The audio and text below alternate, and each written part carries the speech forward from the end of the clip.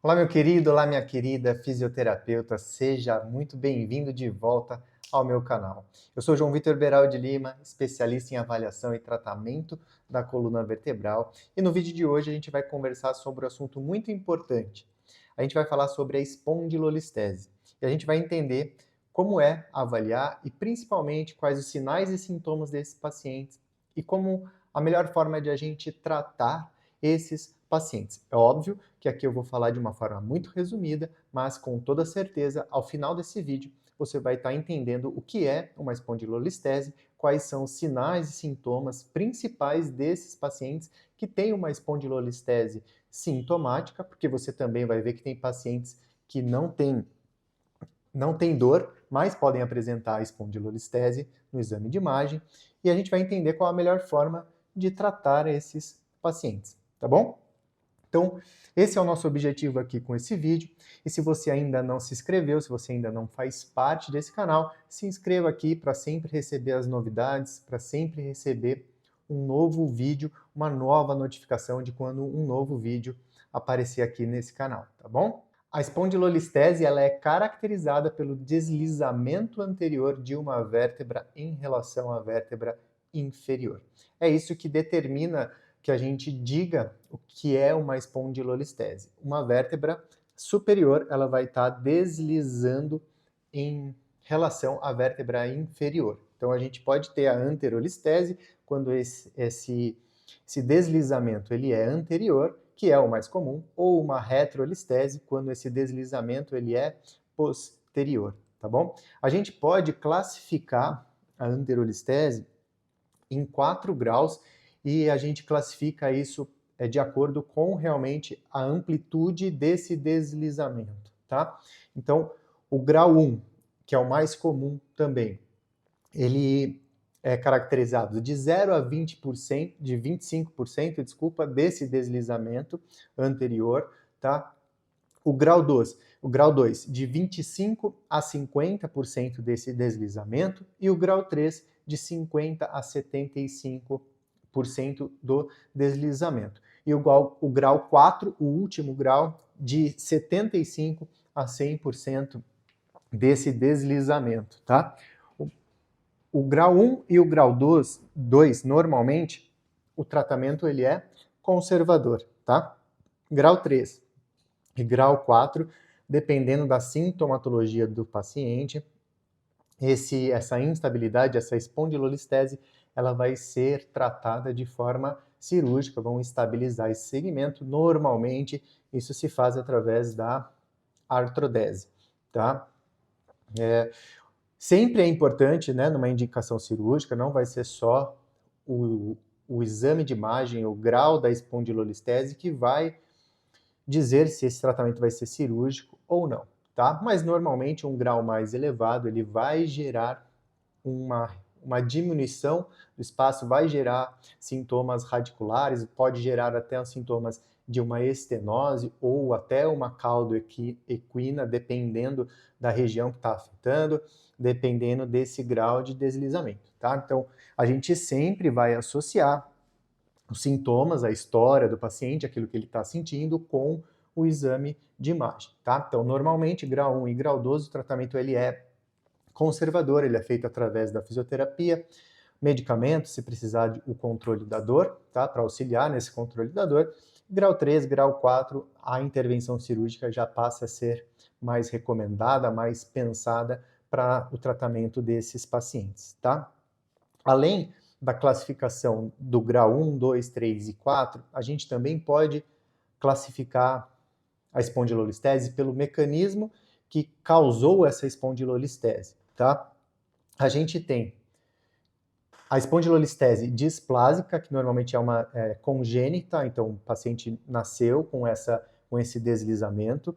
A ístmica, tá? Que é decorrente de uma fratura, então a paz, principalmente ali uma fratura de estresse da paz interarticular, então há uma fratura mesmo dessa estrutura e pode ser bilateral ou unilateral, pode acontecer dos dois lados da vértebra ou só de um lado e por essa fratura acontecer o deslizamento, tá? A gente tem a espondilolistese degenerativa, que é a mais comum dentro de todas essas, tá? Onde isso está associado ao envelhecimento, ao desgaste, e isso pode gerar o escorregamento, pode gerar uma microinstabilidade desse segmento e favorecer esse deslizamento, essa espondilolistese. A gente tem a espondilolistese traumática, que é resultante de algum trauma, de algum acidente, de algo que aconteceu e após esse acidente gerou esse deslizamento, e a patológica, que pode ser por osteoporose ou tumor. Tá? Então a gente tem esses dois tipos de classificação quando a gente está falando da espondilolistese. Pelo grau, né, pelo tamanho desse deslizamento, que pode ser classificado em até 4 graus, né, grau 1, 2, 3 e 4, e através dos mecanismos que estão levando a essa espondilolistese. A displásica, a ístmica, a degenerativa, a traumática e a patológica, tá bom? Como eu já falei para vocês, a espondilolistese degenerativa, ela é o tipo mais comum que afeta mais mulheres e também as pessoas acima de 50 anos. E o segmento mais afetado pela espondilolistese degenerativa é o segmento de L4 e L5. Quais são as características, as principais características dos pacientes com espondilolistese sintomática? É onde a espondilolistese, aquilo que a gente viu no exame de imagem, ele faz parte, ele é a causa realmente da dor desse paciente. Normalmente, esse paciente ele vai apresentar uma hipermobilidade segmentar. Né? Então, quando a gente vai fazer a palpação, a gente vai pressionar a vértebra posterior no sentido anterior, esse paciente ele vai apresentar uma hipermobilidade dessa região e é muito comum estar associado à dor, quando a gente mobiliza esse segmento de posterior para anterior, esse paciente refere dor, e você comparando com outros segmentos, por exemplo, comparando com a coluna torácica do próprio paciente, onde já é uma região mais hipomóvel, você faz essa avaliação na lombar e você sente esse segmento mais hipermóvel desse paciente com uma espondilolistese sintomática. Ele vai apresentar sinais de instabilidade nessa região. É natural que o paciente apresente movimentos aberrantes, principalmente quando você pede para ele fazer a flexão do tronco. O paciente ele desvia o tronco a hora que ele está descendo, fazendo o início dessa flexão, ou ele retorna também com um desvio de tronco, é como se ele, entre aspas, fugisse da dor. Então, um padrão motor ali diferente do habitual, diferente do que você está acostumado a ver em pacientes com dores nas costas. Por isso a gente chama isso de movimentos aberrantes. É um paciente que ele trava com facilidade, ele fala para você que ele já travou essa coluna aí várias vezes, e muitas vezes por movimentos simples. Eu estava varrendo a minha casa, eu estava passando pano no chão, e a hora que eu fui levantar, eu travei, senti uma fisgada na coluna. Eu fui espirrar, eu espirrei e eu travei a coluna. Então, fui pegar um peso, a hora que eu abaixei, nem era um peso muito grande, e eu travei a coluna. Esse paciente ele vai falar para você que ele já travou algumas vezes, tá? São características desses pacientes. Ele também pode contar para você na história que ele melhora com o uso de colete. Quando ele coloca o colete, ele se sente melhor, parece que alivia, que me segura, me dá uma segurança, eu me sinto mais conforto com isso, tá? A gente sabe que o paciente não deve usar o colete com muita frequência, mas esses pacientes, ele vai falar para você, ele pode falar para você que o colete ele gosta, ele se sente bem quando ele está com o colete. Então isso é um sinal de uma instabilidade, possivelmente essa espondilolistese é a causa desse paciente. Quando ele fala para você, quando ele fica em posturas muito prolongadas por muito tempo, ele também sente dor. Ele sente dor na lombar, ele sente uma rigidez, ele sente travado quando ele fica em umas posturas estáticas prolongadas por muito tempo, tá? Também pode ter alteração do ritmo lombopélvico, onde a lombar e o quadril e a pelve não estão trabalhando de forma harmônica. Então, o quadril pode estar, a lombar pode estar trabalhando muito e o quadril trabalhando pouco. Então, vai ter uma alteração nessa região, nesse ritmo lombopélvico, quando o paciente faz a flexão. e quando ele faz a flexão da lombar, ele pode voltar escalando as pernas. Tá? Aquele paciente que desce, ele volta apoiando na coxa para conseguir voltar. Ele vai falar que se ele não voltar desse jeito, a coluna dele dói. Tá? Então essas são as principais características dos pacientes com espondilolistese, com sinais de instabilidade e que a gente vai precisar, a gente pode ter uma certeza maior do que a espondilolistese no exame de imagem, ela é causa da dor do paciente, dessa dor lombar que o paciente está sentindo, tá? Os pacientes com espondilolistese podem apresentar uma dor lombar em faixa axial, às vezes relatando um pouquinho ali, referida um pouco para o glúteo, pode apresentar uma dor radicular por conta dessa espondilolistese, então existe esse deslizamento, diminui ali o forame, pode causar a compressão ou a irritação da raiz, gerando uma dor radicular. E também, principalmente na espondilolistese degenerativa, o paciente pode apresentar claudicação neurogênica devido a uma estenose. Então, como o processo degenerativo ali criou uma microinstabilidade no segmento, e por conta disso houve o deslizamento, então já há um processo degenerativo. Então já há uma diminuição do disco, uma desidratação discal, já há uma hipertrofia das facetas, pode haver uma hipertrofia dos ligamentos amarelos, gerando uma hipersolicitação mecânica, né, que é muito comum isso na ressonância, aparecer esse termo de hipersolicitação mecânica. Então esse segmento ele está instável e isso pode gerar uma estenose do canal. Então o paciente pode apresentar para você não esses sinais que eu acabei de comentar aqui, mas sinais de uma estenose por conta de uma espondilolistese degenerativa. Tá? Então é importante que você entenda isso, para que você entenda que a espondilolistese ela pode gerar não só todas essas características que eu falei anteriormente, mas também pode gerar uma dor radicular, como uma ciática, tá? E também pode gerar sintomas de uma estenose do canal vertebral. Então é importante você fazer essa associação. A melhor forma de a gente, padrão ouro de exame de imagem, né, para a gente verificar uma espondilolistese é o raio-x. Então o raio-x, um simples raio-x, você já pode observar esse deslizamento. E o raio-x dinâmico, quando o paciente faz a flexão, quando faz a extensão, também é o padrão ouro para a gente investigar esse segmento, se ele está estável ou se ele está instável. Tudo bem? Também é importante para dizer para você que é comum também pacientes apresentarem espondilolistese e não terem dor nenhuma, tá? Esse estudo aí com mais de uma revisão sistemática que incluiu aí mais de 3.000 pessoas, ele mostra que é comum os pacientes apresentarem espondilolistese, mas mesmo assim não sentirem dor. Então por isso que é importante a gente sempre relacionar o que está apresentando o exame de imagem, o que aparece ali no raio-x, na tomografia, na ressonância magnética e os sintomas do paciente. Se tem característica de uma instabilidade, se na história dele faz sentido. Se faz sentido, uma dor radicular, se está presente esses sinais e sintomas, se está presente sinais e sintomas de uma estenose, tá?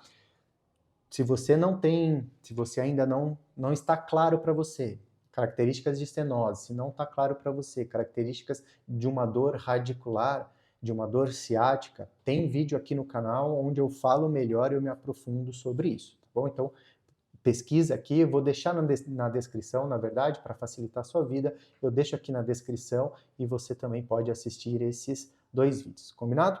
E quais são os testes mais comuns para a gente realizar quando a gente está com uma suspeita de uma espondilolistese gerando essa instabilidade, sendo causa de dor do paciente? O primeiro teste é o Spring Test, esse teste que eu falei, para a gente verificar uma hipermobilidade da região, onde a gente vai fazer o movimento póstero anterior, o paciente normalmente em decúbito ventral, e nós vamos fazer essa pressão no segmento para fazer de forma subjetiva, detectar se existe uma hipermobilidade, se existe dor nessa região ou não, tá? Outro teste muito comum e proposto para esses tipos de paciente é o teste de instabilidade em prono, tá? É um teste chato de fazer, eu não gosto de fazer esse teste, na maioria dos pacientes eu não faço, sendo muito sincero aqui, mas na literatura eles propõem, eles dizem para fazer, e eu estou aqui falando para você também que esse teste é possível. Tá? O paciente deita de barriga para baixo na maca, mas ele fica com as pernas para fora, e ele vai fazer uma extensão da coluna, como se ele deitasse só com a parte de cima do tronco, e essa parte aqui ele vai elevar para a gente fazer o teste, tá? Então aqui você faz a palpação, quando ele está nessa posição, você faz o spring test, o paciente sente dor, aí você vai pedir para ele fazer esse movimento, e ele, quando ele faz essa extensão do tronco, ele relata que a dor passa. Então, quando há toda a ativação muscular dessa região, ele fala que ele não sente mais dor, tá? Então, se não ficou muito clara essa descrição, até para não me prolongar muito aqui nesse vídeo, procura ali teste de instabilidade prono, que você vai entender melhor como fazer esse teste. Mas como eu falei, é um teste chato, eu não gosto de fazer, principalmente em pacientes idosos, eu não acho um teste legal para ser feito, tá? Eu prefiro o teste de extensão lombar passiva, tá? O paciente deita em decúbito ventral, a gente pega as duas pernas do paciente, pedindo para ele ficar o mais relaxado possível, e a gente eleva as duas pernas do paciente ao mesmo tempo, gerando essa extensão das pernas, do quadril, e gerando a extensão, uma força ali na coluna lombar, e o paciente vai relatar dor, ele vai falar para você que é essa dor que ele sente mesmo na maioria dos dias ali na coluna, tá? Esse é um sinal também que existe uma instabilidade nessa região lombar, ok? E também o levantamento ativo da perna reta, né? O paciente deitado em decúbito dorsal, ele faz o levantamento da perna e ele relata desconforto na lombar.